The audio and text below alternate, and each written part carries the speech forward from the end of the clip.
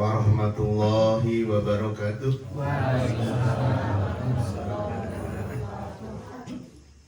Bismillahirrahmanirrahim. Alhamdulillahirabbil alamin.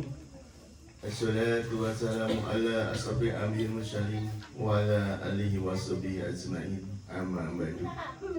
Nuka abdi dipeka hormat para kesepuhan, Pak Ustadz tuan rumah, sareng Pak Ustadz anu sadayana, para tokoh pemuda, ibu-ibu sadayana, sadayana. Alhamdulillah abdi tiasa nepangan deui bapak-bapak sareng ibu-ibu anu kadua kalina miteunya Pak Ustadz. Alhamdulillah kurang di papasihan umur masih ngedetek ieu masih kene, alhamdulillah ayandina sehat walafiat. Alhamdulillah. Amin. Bapak-bapak, ibu-ibu sadayana, hapunten heula nu kasuhun abdi karena aya rapat paripurna janten tepat waktos. Biasana abdi sok tepat waktos kang sanes mah. Sebelumna abdi tos sumping, tapi karena ada tugas negara ya di jalanan Arison kan masuk macet. Tidak biasa diperkirakan janten sembari santai tenang abi nyuhungkeun heula minten urang bacakeun sahadat 3 kali, Fatihah sekali.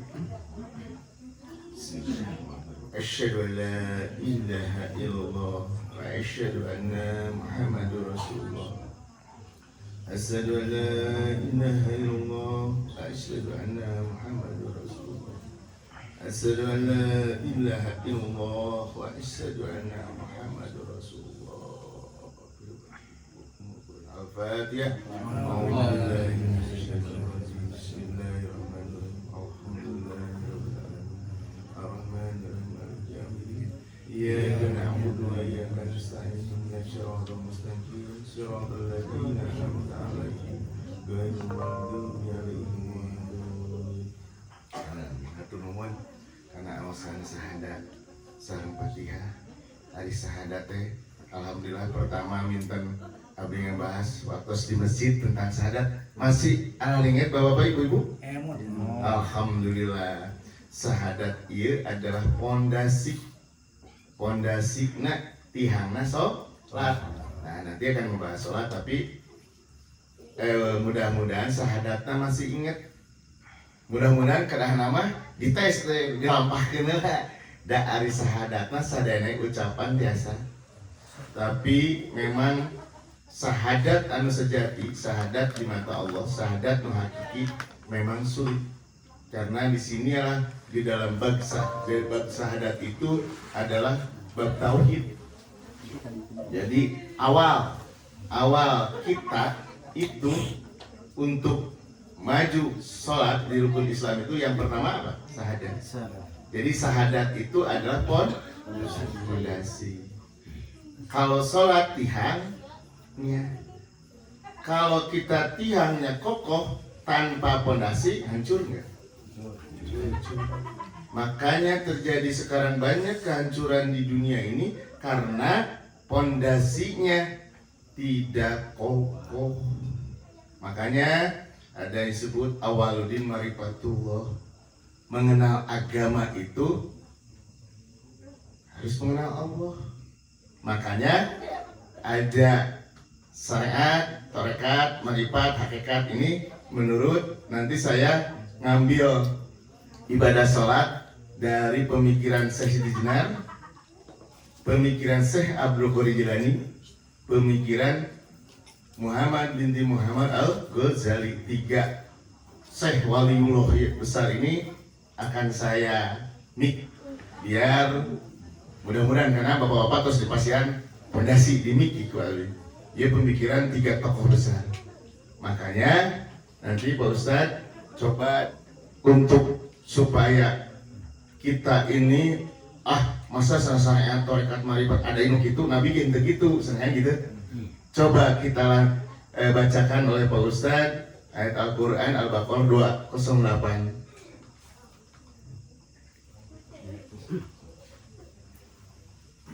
Bismillahirrahmanirrahim. Assalamualaikum warahmatullahi wabarakatuh.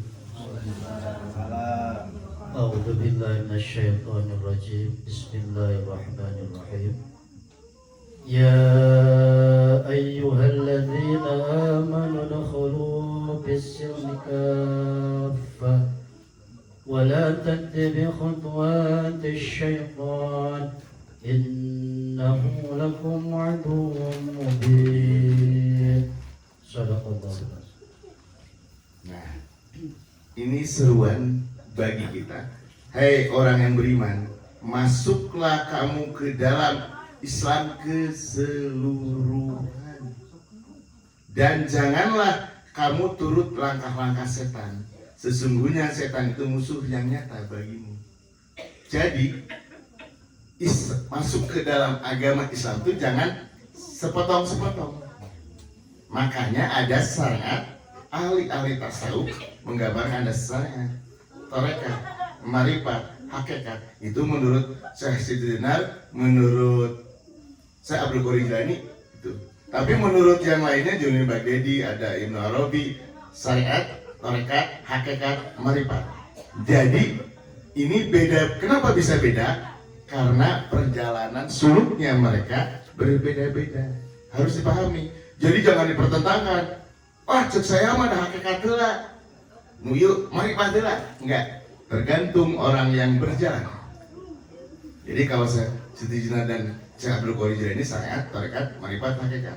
Kalau Ibnu Arabi, Junaidy Baghdadi, Syekh Nawawi Al-Bandani itu adalah yang falsafi Sunni, syariat, tarekat, hakikat, marifat. Nah, itu harus dipahami bahwa kita itu ternyata berbeda-beda sesuai dengan perjalanan. Jadi perbedaan itu jangan dipertentangkan. Seharusnya perbedaan itu ngambil hikmah dari perbedaan-perbedaan itu. Di kita, makanya saya turun gunung karena saya alhamdulillah sedikitnya saya dulu belum baca kitab dulu, belum baca Al-Quran dulu, karena di dalam Al-Quran alif lam mim dzalika kitabu, harus di dalam Al-Quran sesungguhnya kitab ini diturunkan bagi orang yang beriman. Jadi berarti orang kudu iman heula. Awas di sini. Kalau tidak iman, bisa ngacapruk nggak? Kalau tidak iman, inilah yang akan jadi bahaya. Awas, tenang, hati-hati. Iman itu ada 3, saya golongkan. Ada iman menurut sangat orang awam, ada iman menurut orang awam, ada iman menurut orang awam. Awas. Ini sebelum masuk kepada bab sholat, kita gambarkan dulu iman. Karena syahadat, insya Allah sudah paham, mudah-mudahan dijalankan. Walaupun dijalankan syahadat juga Bu, tidak semudah 1 tahun 2 tahun, bisa sampai 10 tahun tidak tamat-tamat. Karena la ilaha illallah, ambil di dalam kalimat asyhadu an la ilaha illallah, la ilaha illallahnya tiada Tuhan selain Allah, berarti sifat-sifat selain Allah harus minggir di dalam diri kita. Harus minggir. Sifat sombong, takabur, iri, dengki, jahil, kaniaya, ini harus minggir. Kalau kita merasa bergantung, bersaksi terhadap Allah. Tapi kejadiannya banyak sekarang kita ucapan bersaksi kepada Allah, tapi perilaku apa yang terjadi? Bertolak belakang. Engkau ngaku Islam, bersaksi terhadap Allah, sifat-sifat setan, sifat-sifat iblis masih dipakai, dilampahkan. Apakah pantas seorang itu yang berjanji begitu? Tidak pantas. Orang yang berjanji itu secara lahir dan batin adalah dia harus berjuang. Makanya Abdi ngajarin zikir la ilaha illallah. tasawuf aja zikirnya la ilaha illallah inna lillahi wa inna ilaihi rajiun la haula wala quwata istighfar sareng salawat eta we puter teras dina orang pembersihan qalbu. Nah makanya belum karena asyhadu anna muhammadur rasulullah lamun orang geus yakin ka Allah cirina jelema yakin ka Allah pertama tidak ada rasa ketakutan di diri. Teu sieun ku juri, teu sieun ku senaon. Hanya sieun ku Allah. Jeung di dunia indung Bapa. Ayeuna mah ongkos salat kadang-kadang saya ke SD hayang SMP salat tahajud jam 2 puting bangun. Karena kuborangan, geus bangun sare deui we da sieun. Sieun teh kana kacaina teh ke zaman kapungkur mah di Sindang Sari mah tepi pancuran aduh kalkok dia aduh tah eta ngalawan sieuna ongko bersaksi ka Allah tapi berangan. Nah eta berarti bersaksinya teu sampurna, bersaksinya kurang yakin, janten tauhidnya kurang kiat. Jadi ibu-ibu, bapak-bapak, para tokoh sanes abdi ngajarkeun loga meuri tapi ieu mah sharing. Ini abdi alhamdulillah menjalankan sekedik-sekedik pengalaman pribadi yang dialami dari usia kecil karena alhamdulillah bapak-bapak salah satunya abdi tidak punya guru lahiriah menten. Janten gurunya guru mursyid ya guru mursyid. Jadi mencari sendiri. Tapi ketika abdi mencari sendiri sesuaikan dengan kitab-kitab para waliullah, oh perjalanan dengan ini gitu, ketemulah. Nah, makanya bapak-bapak, ibu-ibu sadaya, pengalaman ini itu babi minta ya sedikitnya nih, saya juga bisa. Kenapa? Kan gitu. Saya bilang bahwa kalian semua bisa ketemu dengan Allah. Percaya nggak? Ya. Kalau enggak, bacakan Pak Ustadz surat Kahfi 110. Di dalam surat Kahfi 110.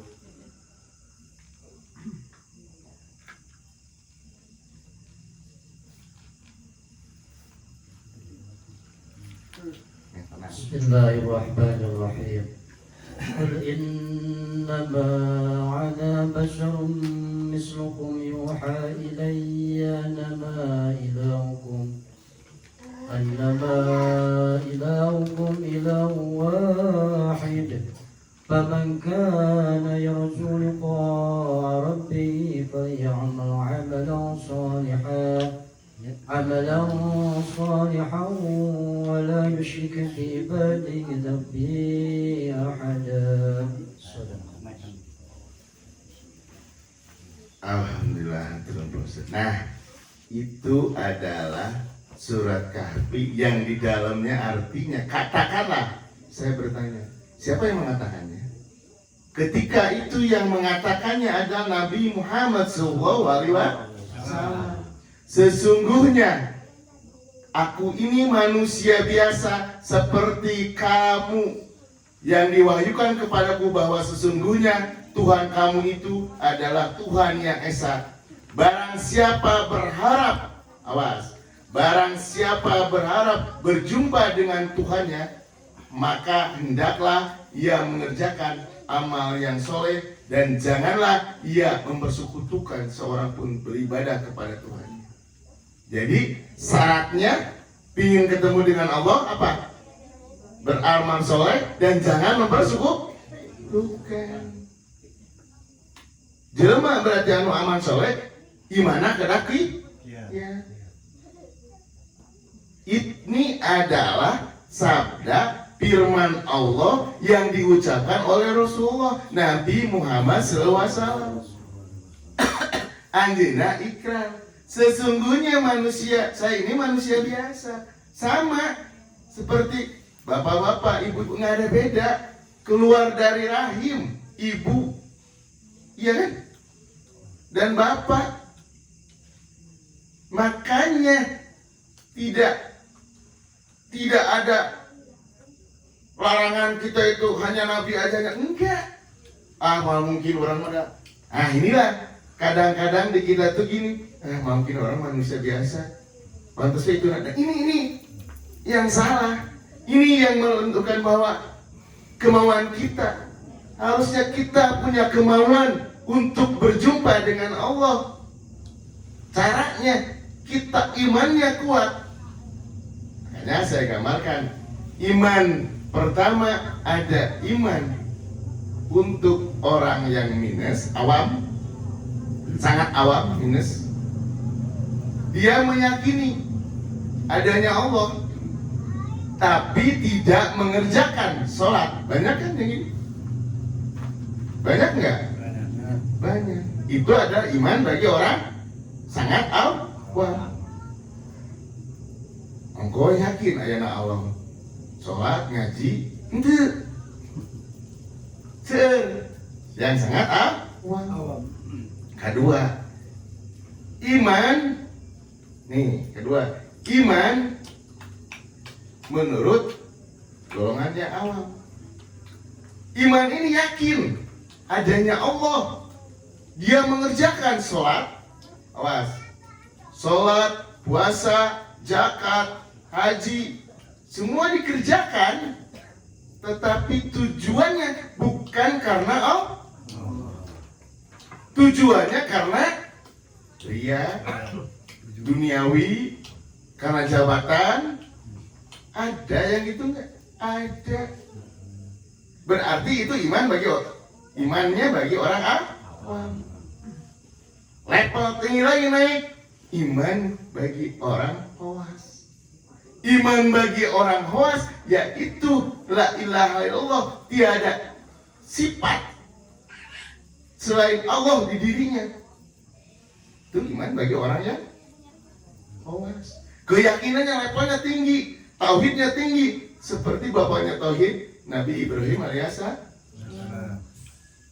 Keyakinannya, kegantungnya, mantengnya ke Allah, dan tidak pernah meminta kepada siapapun, hanya meminta kepada Allah. Iya karena budu, iya karena nah ini. Nih iman, baru iman.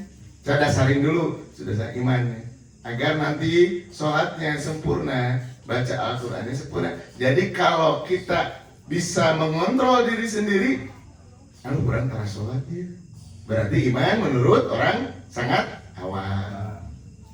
Mudah-mudahan taikeun karena iman menurut awam. Atau tina level minus taikeun karena awam. Tina awam taikeun karena awas. Aduh, kurang alhamdulillah sok sholat, ngaji, tahajud, tapi kadang-kadang tahajudna hayang rezeki. Atuh taikeun niatna geserkeun karena Allah. Gitu. Digeser. Jadi iman iya bisa introspeksi ke diri orang. Orang termasuk iman level mana ya? Level minus, level awam, level khawas. Anu tiasa ngajawab adalah bapak-bapak sehari ibu. Sok introspeksi, musahabah dengan diri. Nah, Abli mengajarkan sedikit-sedikit ngelangkah tentang ajaran-ajaran tasawuf, mengupas lahir dan batin kolbu, karena ini adalah akhir zaman. Yang bapak-bapak, ibu-ibu, nggak ada pertolongan selain diri sendiri. Allah nggak akan merubah suatu kaum sehingga kaumnya berubah. Harus ada keinginan dari kita untuk merubah. Kalau enggak, wassalam. Karena ini adalah akhir zaman di mana ayak-ayak beas yang menghakimi bukan manusia tapi alam dan Allah. Yang menghakimi diri kita adalah pembentukan diri kita awal, tanah, angin, api, air. Makanya ada gempa goncang, tsunami goncang, bah di mana-mana, angin topan di mana-mana. Kenapa? Karena kita sudah lalai terhadap pembentukan diri kita. Ya, kita sudah lalai. Menginjak tanah seenaknya, menggali tanah seenaknya, ya kan? Kita lupa kepada rezeki yang besar. Rezeki yang besar, nikmat hidup, nikmat bernapas, udara itu adalah nikmat. Sesungguhnya kalau kita pakai oksigen sehari bisa bayar 1 juta, lamun sebulan 30 juta kali 1 tahun. Masya Allah, sabar, hampir 300 juta. Itu nikmat yang diberikan oleh Allah, udara aja. Tapi apa yang terjadi pada diri kita? Karek nggak punya uang seketik lu. Aduh, harus deh. Awas, hati-hati. Tong sampai lu lah buang anu luh lah teh sifat setan. Jadi buang kata sifat-sifat setan yang diri orang itu. Makanya Nabi Muhammad SAW bersabda, sesungguhnya ada yang perang yang lebih besar di dirimu adalah perang melawan hawa nafsu di dirimu. Perang Badar, perang kecil, nggak ada apa-apanya dibanding perang melawan hawa nafsu di dalam dirimu. Karena hawa nafsu, wama, amarah, sufia, mutmainah. Nafsu mutmainah yang putih ngelawan warna merah, hidung, koneng, anu 3 nafsu ieu. Jadi nafsu anu lurusnya kadang-kadang kagiles. Tuh. Kadang-kadang kagiles. Nafsu anu tilu lawan hiji soalnya. Kurang geus teu amarah. Kadang-kadang nafsu sufi ya sek. Terus seueur teh aya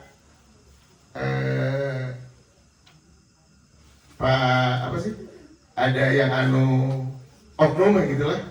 Banyak oknum yang menyalahgunakan pesantrennya, ada banyak yang itulah ngeganggu anak muridnya. Terus seueur Bapak. Nah, di situ adalah karena tidak bisa menawan hawa nafsu. Mus amarah, mus alhamdulillah bisa kekontrol tengah mah ke murid. Tapi ninggalin kalangkang eta teu kieu. Seueur murang kalina sampai di aduh, masyaallah. Nah eta iman nu kuat imina, aduh masyaallah. Nah eta makanya hati-hati kita dalam perjalanan. Kalau dalam sebut Jawa suluk itu perjalanan. Karena di dalam perjalanan itu godaannya sangat terjal. Godaannya lah godaan ya alam malakut. Alam goib itu godaannya sangat miris. Itu baru iman ada 3 level. Dan sama musik juga saya rangkumkan ada 3 level. Kenapa? Musik Nabi Muhammad SAW berkata, antara musyrik dan keimanan ribat rambut dibelah 7. Harus ya Pak Ustadznya kebayang nggak rambut 1 dibelah 7? Orang awam, orang syariat, orang mata dohir bisa kelihatan nggak rambut 1 dibelah 7? Nggak bisa, moal. Berarti harus menggunakan apa? Mata batin. Awas. Kita bisa ngedetek itu musyrik dan enggak hanya menggunakan mata batin.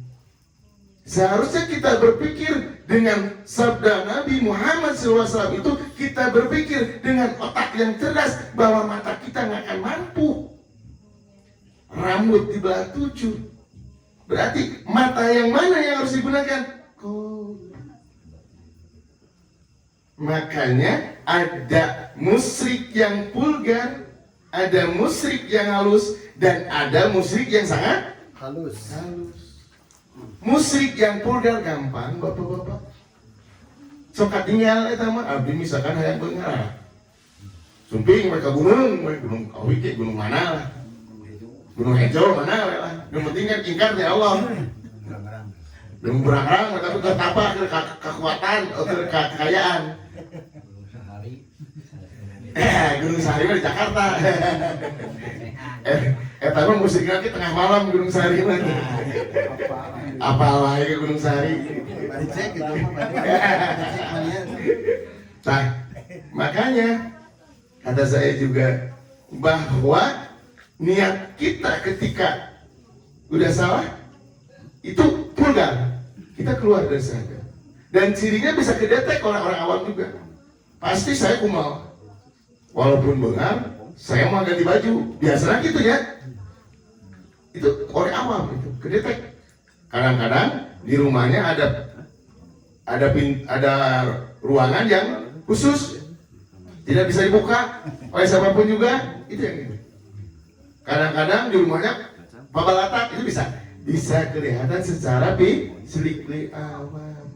Makanya disebut musik yang vulgar. Nah, sekarang musik yang halus. Musik yang halus adalah rasaan kita beribadah padahal mantep. Contoh, Tukul Kabatur, abdi we, nujung orang pernah musik. Ikola Yusufu ya biya badi ini orang itu ada sawa puasa, abdi puasa, eta nuju SMP pak, puasaan eta 7 dinten. Tapi benar aya kemampuan kerpelet cenah. Nah, itu kemampuan dari siapa? Semua itu ilmu dari Allah, tetapi melalui jin kafir. Awas, pengalaman abdi ya. Itu disebut musik halus. Rasain bacaan Al-Quran, tapi niatnya bukan karena Allah, karena hayang dipikir resep. Aduh, berat apa? Tapi nobatanana. Untung masih anong. Bisa kata pakuran. Coba mun ayeuna kaburu mangat sih kata pakuranana. Nah, ketiga ada disebut musik sangat halus. Ini tidak nampak oleh siapapun yang sendiri. Halus. Saya misalkan sudah bisa saya yang paling pintar. Keakuan, keegoan, kesombongan di dalam diri. Ini disebut musik yang sangat halus. Kenapa disebut musik yang sangat halus? Karena Allah paling benci terhadap orang yang sombong. Paling benci orang yang sombong. Karena sombong itu adalah balanya iblis. Tuh. Makanya kata Rasulullah bahwa orang yang sombong itu tidak akan, baunya harum aja tidak akan menciumnya. Harus tuh. Hati-hati, sering musahabah, sering tafakuran, sampai di mana diri kita sudah gantung pada Allahnya. Tuh, tidak sering laku iman. Supaya niat sholatnya jadi sholatnya angke khusus. Namun dasarnya, sahadatnya, tauhidnya kuat, keimanan kuat, insya Allah sahadatnya, sholatnya juga sempurna. Nih, di dalam sholat, awas, sholat menurut Siti Jenar, saya rangkum aja ya sedikit. Sholat menurut Siti Jenar itu ada sholat syariat, sholat tarekat, sholat atau secara vulgarnya, secara Indonesianya, sembah raga, sembah rasa, sembah cipta dan sembah rasa. Jadi kalau kita hanya sembahyang raga, physically rajin sholat, tetapi kadang-kadang artinya tidak tahu dan maknanya, dan kolbunya kadang-kadang nggak bersih, dan pikiran kadang-kadang layang. Itu disebut sholat sembah raga. Jadi seseorang melakukan sholat hanya raganya aja. Seharusnya sesudah raganya masuk kepada sholat tarekat dan hakikat. Jangan berhenti di sholat raga. Ketika berhenti di sholat raga, ya kalau nggak ngelanjut sampai ke kolbu, berarti hanya efeknya hanya keuntungannya hanya olahraga. Ya. Makanya ibadah itu harus, kata Syekh Abdul Qorijani, nah ini Syekh Abdul Qorijani tentang sholatnya, adalah ibadah lahir dan batin di dalam Sirul Ansor. Jadi harus lahirnya ibadah, batinnya pun juga ibadah. Tuh, jangan sekali-kali kita lahirnya sholat, jungkel jumpali, tetapi pikiran dan kolbu kamana-mana, anu mikiran utang, aya nu mikiran isukan teboga beas, aya nu mikiran isukan macu usaha, aya nu mikiran aduh jabatan silunggu batur, aya nu mikiran ya anu aduh jadi fitnah ke urang ge. Kalayangnya mikiran motor mogok kan. Terus berarti eta salatnya tidak khusyuk. Salatnya enggak connect terhadap Allah. Makanya kata Syekh Abdul Qorijani, ibadah itu harus nembus. Jadi seperti uang, satu keping ada dua sisi. Harus deh. Anggap sisi yang kanan ibadah lahir, sisi yang kiri ibadah batin. Kalau uang ini sisi yang kanannya ibadah lahir, uang sebelah kirinya kosong, ada nilainya? Nggak ada nilai.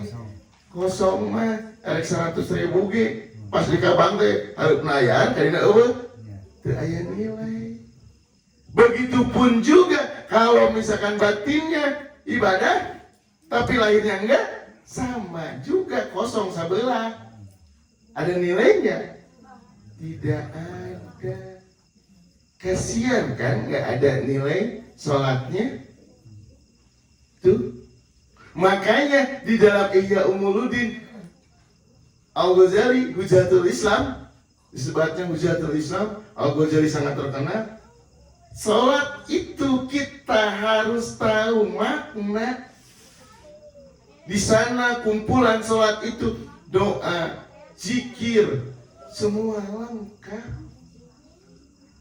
Mana mungkin kita itu bisa connect kepada Allah, sedangkan diri kita tidak tahu makna artinya. Itu kata Al-Ghazali. Tuh tiganya terus di mic-nya. Kata Al-Ghazali.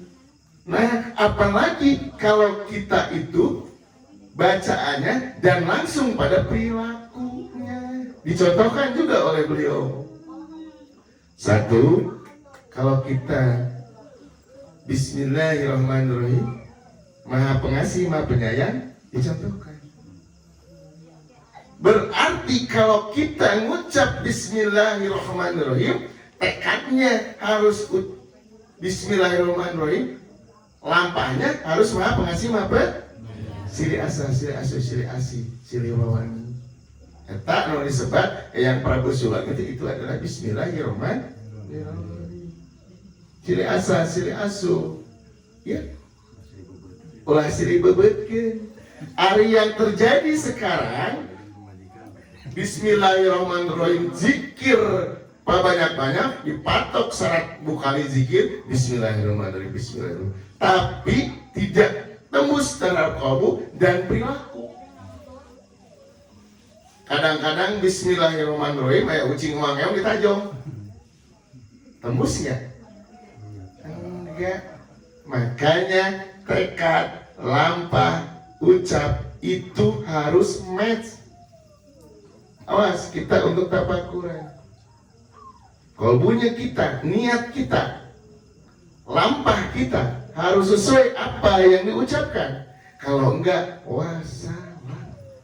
Jadilah kita itu orang-orang yang munafik. Ucapan dan perilaku berlainan. Ari ucapan hayang ke Jakarta, ari langkah ke Surabaya, ari niat hayang ke Subang nyambung mah. Teu nyambung. Palingnya disebut nu gelo eta mas ngucap isu ka Surabaya juga di Jakarta. Teu balik paling gitu. Nah, makanya Inna sholati wa nusuki wa mahyaya lillahi rabbil alamin. Salatku, ibadahku, hidup dan matiku hanya untuk Allah. Yang terjadi sekarang, salatku kadang-kadang lain ke Allah. Burung busuh teh aningan. Kedah nama ibadah orang itu kesadaran, timbul keimanan berkesadaran bahwa bukan ada kayak itu kebanyakan kayak dia ngobrol tengah sohor deh harus deh kayak dia bete ngopi nangis asari waktu dia nikikit deh harus deh padahal mah adalah kita ketika sudah kesadaran langsung Ina kolbu kesadaran kan Ina sholati wa nusuki wa mahyaya ibadahku sholatku mati hidup dan matiku hanya untuk Allah. Kadang-kadang terlambat deh. Waduh. Makanya di dalam nanti balik lagi ya ke si Abdul Qorim Jilani, coba bacakan Pak Ustaz surat Al-Baqarah 238. Ini adalah perintah sholat daim.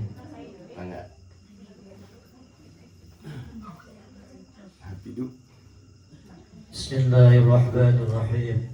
Hafidhu 'ala sholati was-salati wal-wusta was-salati wal-wusta wa qumu lillahi qanitin. Sadaqallah. Alhamdulillah tuh peliharalah semua sholatmu termasuk sholat wusta karena Allah Ta'ala dan Ari pelihara sholatmu itu adalah sholat seperti syariat. Ari sholat wusta mana adalah sholat sesudah sholat lahir zikirullah 24 jam. Atau sholat biasa niatnya sama niatnya ini. Nah itu sholat fardhu dhuhri berbarokatnya misalnya kiblati Allah imaman lillahi ta'ala. Ini biasa saya gunakan kemarin habis sering Pak Ustadz ya karena Ustadz di mana kemarin itu? Pada Asih ketika maghrib karena di jalan. Nah niatnya ke sholat daim maghribi imam ayana lillahi ta'ala. Nah jadi kemana Allah tapi pakai imam. Nah pakai imam karena imam seluruh raga kita tuh. Jadi itu tapi ketika abitos nyampe di bumi ya kedah sholat awas sholat lahirna tos tumanina baru sholat lahir itu. Makanya pelihara sholatmu termasuk sholat wusta. Sholat wusta itu tengah, ari tengah itu kolbu, ari kolbu itu berarti sholat daim kalau disebut oleh orang tasawuf. Seperti itu diteruskan pada zikir. Makanya kalau kita sholat lahir dan batin sudah tembus ke batin, sholat itu akan mencegah kemungkaran. Harus deh. Tapi lamun sholatnya orang hanya lahir aja mencegah kemungkaran. Enggak? Banyak kejadian para pejabat, banyak kejadian para menteri, banyak kejadian para desa, aparat negara, baik polisi, ABRI, jaksa, semua dia melakukan sholat ngaku agama Islam, tetapi dia melakukan korupsi. Apa yang salahnya? Sholatnya bukan karena Allah, tapi sholatnya karena jabatan. Akhirnya tidak nembus ke kolbu, tenyaho batal haram. Ari batal haram mah terang. Tapi karena kok kebutuhan loba kaya semakin luhur itu. Begitulah akhirnya alam Indonesia ini sholatnya ternyata tidak mencegah kemungkaran. Terus deh, fakta, sholatnya banyak yang tidak mencegah kemungkaran. Fakta, kenapa? Bahwa mereka itu sholatnya nggak tembus ke kolbu. Kalau seseorang sholatnya tembus ke kolbu, berarti perilakunya juga akan budi pekertinya baik. Nah, itulah yang terjadi di kita itu. Makanya saya Siti Jenar mengatakan ada sholat tarekat. Sholat tadi saya tarekat, hakikat. Sholat tarekat ada sholat pembersihan kolbu. Tuh, pembersihan kolbu dulu yang dibersihkan. Sesudah kolbu ada sholat hakikat. Ya sholat hakikatnya seperti kata si Abdul Qadir itu ya, sholat jaim. Jadi sholat hakikat itu adalah sholat orang-orang kekasih Allah, wali-wali. Haknya kita jadi wali Allah. Hak laras. Hak kita untuk ketemu Sang Maha Pencipta ini hak kita semua. Tapi-nya yang berat, beramal soleh dan jangan mendoakan Allah, iman dan takwa. Satu mudah diucapkan tapi susah untuk dilakukan.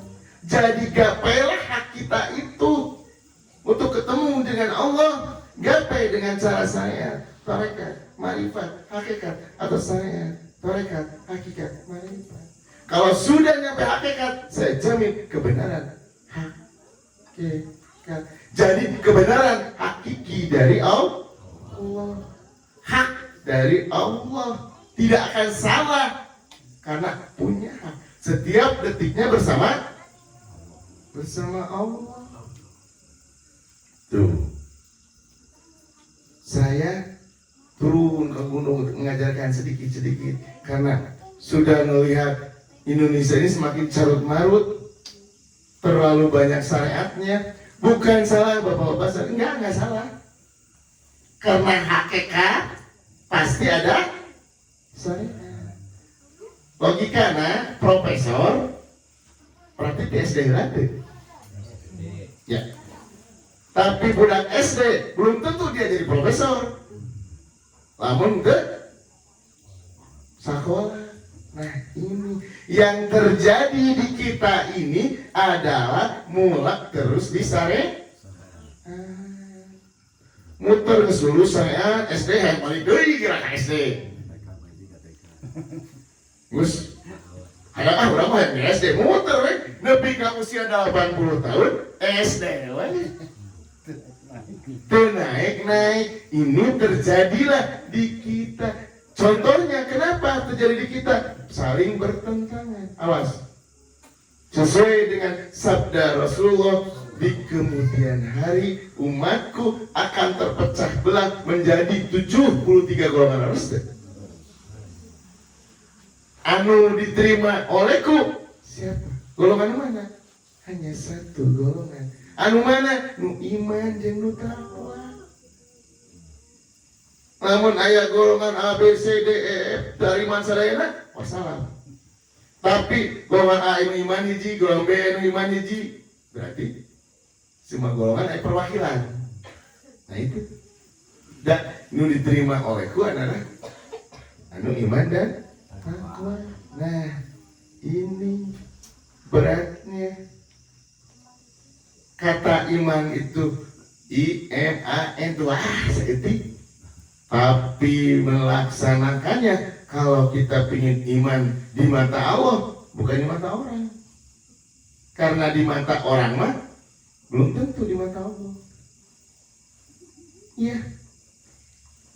Kelihatan oleh physically orang itu rajin, sholat rajin ini itu di mata orang. Tapi Allah tidak bisa kan kebohongi. Kumaha lamun niatna teh dia takabur. Ayo. Di mata Allah baiknya enggak. Makanya yang tahu adalah diri kita dan Allah. Dari sekarang mulailah pembersihan.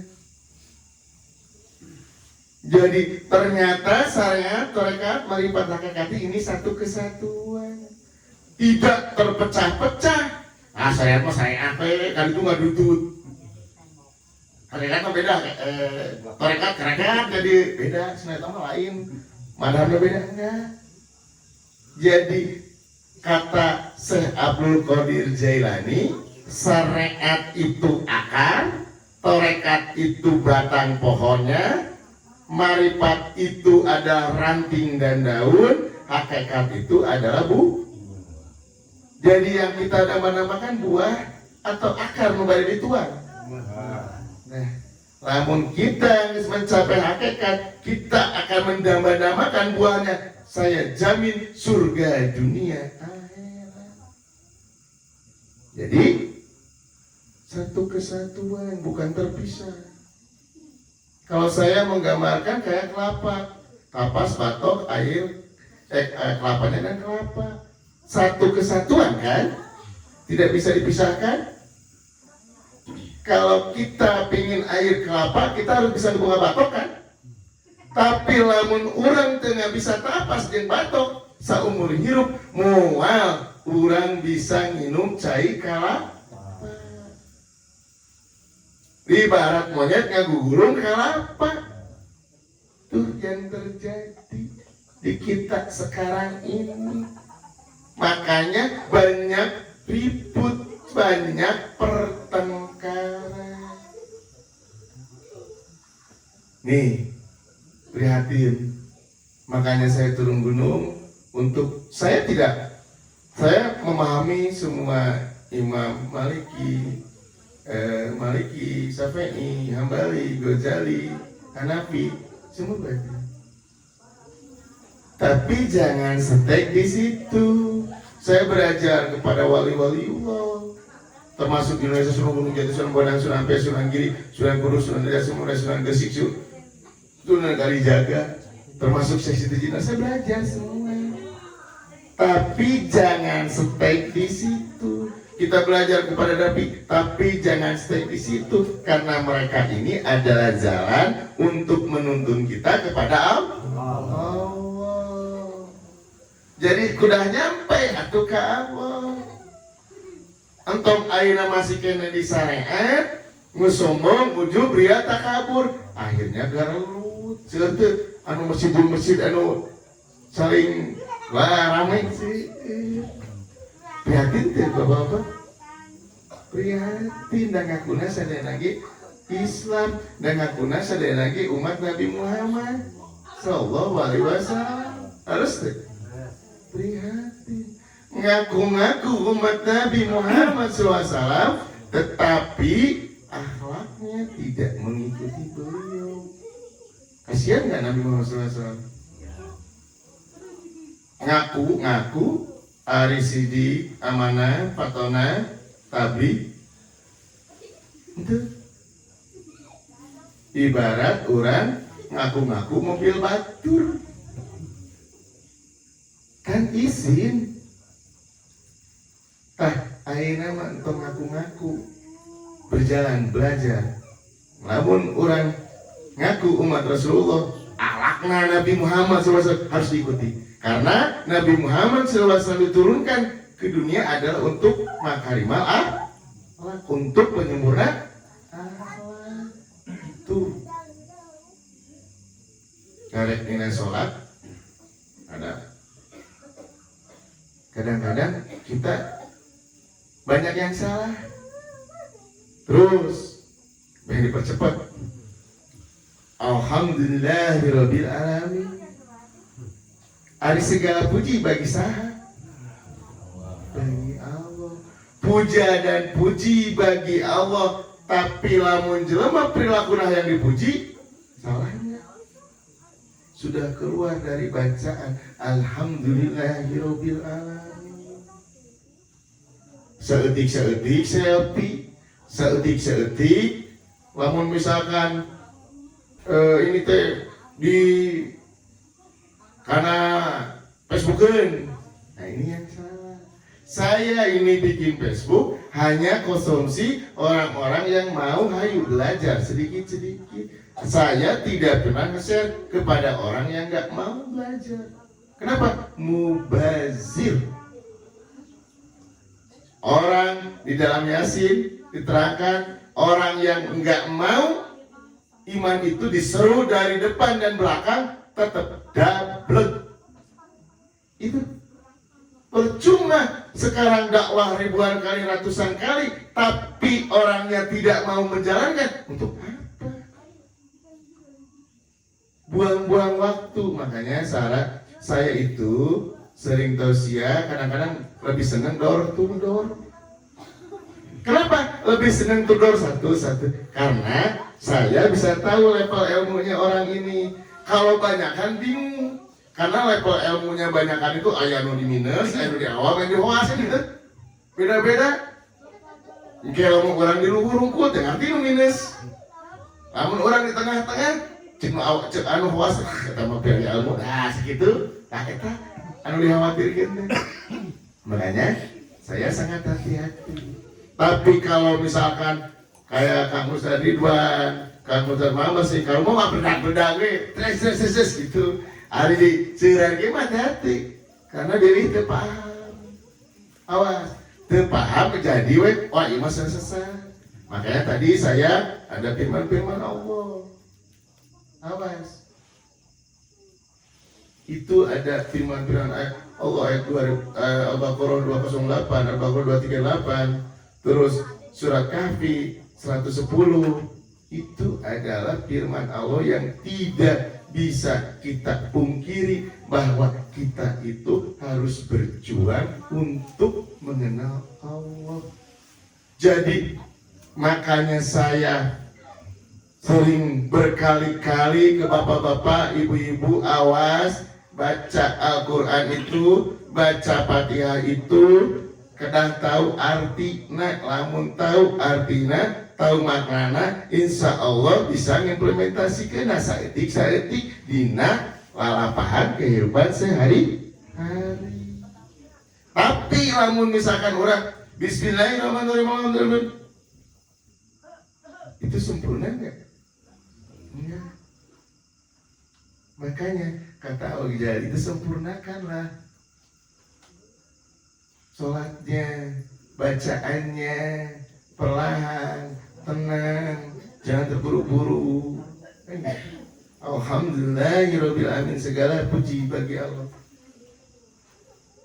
Malik Yaumiddin, Allah yang menguasai hari pembalasan. Ketika Allah berteriak satu kali bisa satu kiamat, kun fayakun kiamat enggak? Awas. Di samping Allah Rahman Rahim, tapi Allah juga menguasai hari pembalasan. Awas, hati-hati. Terus iya karena berdua, iya karena satu. Aku menyembah kepadamu, aku mohon padamu. Jadi orang yang iya karena berdua, iya karena sain, berarti tidak pernah minta pertolongan selain daripada Allah. Banyak sekarang umat Islam yang ngaku Islam tongboro pertolongan minta ke Allah, gering puak kan cak dokter. Oh kalah. Nah itu salah satu contoh, iya kan? Harusnya gimana? Oh dulu, ya Allah tunjukkanlah. Aku hanya minta pengobatan kepadamu. Apa yang terjadi dengan Nabi Ayub? Gitu. Dia tidak pernah minta pertolongan kepada Allah, kepada selain Allah. Walaupun dia sakit, hartanya sampai habis, anaknya nggak ada, istrinya pun meninggalkan, tapi dia tetap yakin, tauhid kepada Allah. Ini nikmatmu ya Allah. Dalam keadaan sakit, kabayang jelemahin, karek saja seutik nyeri huntung kacang banyak gitu. Ya, terus nyeri bedeng seutik kacang. Dokter. Bukan salah, tapi kita ke Allah dulu memohonnya. Makanya iya karena berdua, iya karena stain. Ini siratal mustaqim. Ya Allah, tunjukkanlah jalan yang lurus. Kita setiap sholat, ya Allah, tunjukkan jalan yang lurus. Ya Allah, tunjukkan jalan yang lurus. Cik Allah, jalan lurus sedikit nyaho, maka isi beri nyaho. Alif, Ari teh tauhid keyakinan kuat kepada Allah eta heula. Tapi nah, berbuat baik iman anu kuat terus memohon tunjukkan jalan lurus. Nah, itu jalan yang telah Engkau berikan. Nah, itu di dina Fatihah dengan kandungannya sangat luar biasa. Bismillah Fatihah terus kita sempurnakan sujud rukunya. Sujud dari terutama di dalam sujud itu paling utama kata Allah. Jadi dalam sujud kita memohon tuh harus benar-benar dalam sujud dengan bersih hati. Subhanallah, kan gitu. Maha suci, maha suci, maha suci, maha agung, maha tinggi. Tapi kadang-kadang kurang nanti suci. Nyambung nggak? Nggak nyambung dengan bacaan kita. Ketika kalbu kita suci, bersujud kepada Allah, minta pertolongan Allah, memohon kepada Allah, minta di dalam sujud itu, insya Allah, Allah Maha Kaya, Allah Maha segalanya, semua tidak akan repot kita dalam dunia. Makanya kata Syekh Abdul Qadir Jalali dan Syekh Tidar ini adalah kehidupan dunia ini adalah kematian. Tapi seseorang sudah tahu antri hidup dan kehidupan, sudah qabla mautu anta mautu, sudah mengerti mati sebelum mati, itu orang itu sudah mengerti surga dunia dan akhirat. Sakitu minten katanya tosnya rantuk. Lamun panjang-panjang deing mah ge hilap. Lebih baik sakedik mundel nanti dina puasa orang ngabahas tentang puasa. Ayeuna mah dicekapkeun we sakitu, hapunten anu kasuhun, ieu mah sharing berbagi pengalaman. Insyaallah mudah-mudahan manfaat kanggo urang sararean. Amin. Ya. Dicekapkeun we sakitu, billahi taufiq hidayah. Wassalamualaikum warahmatullahi wabarakatuh. Ngaturkeun nuhun ka kersana Bapak Haji Rahmat Mulyana SMM anu tos masyan wejangan ka urang sadayana anu sakitu mundelna eta teh ilmu ka urang sakare bisi baroho nya. Biasa urang geus bubar teh baroho batak Pak Haji teu sampaikeun 2 jam, ai 2 jam mah beda deui. Ya, dia 2 jam mah eta mah kitu kan nya. Langsung ngakawal ya. Nah, anu penting mah simpel we ka hartos, nya hartos cukup diteruskeun. Tapi